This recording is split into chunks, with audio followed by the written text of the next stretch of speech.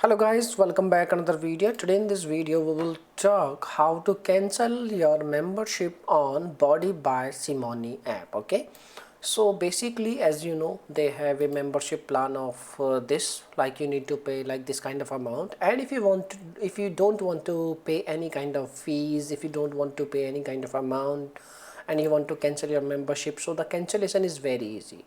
But make sure don't try to cancel your membership instant, and you need to provide a notice period of at least 24 hours. Okay, to avoid some kind of charges. Okay, you can cancel your membership before 24 hours, okay, of your next billing date. So first of all, what you have to do, you need to visit on your iPhone settings and you need to tap on your Apple ID, and once you are on your Apple ID, you need to select subscriptions, and you will see there is a lots of app list of all the apps. You need to select your app like Body by Simone, and once you hit the app, it will pop up a new window, and on the new window you can cancel your membership by following the prompts. Okay, so this is the method. Now if you have any other questions, you can make a comment. I will reply you very soon, and thanks for watching this video. Bye bye, take care, see you soon in the next video.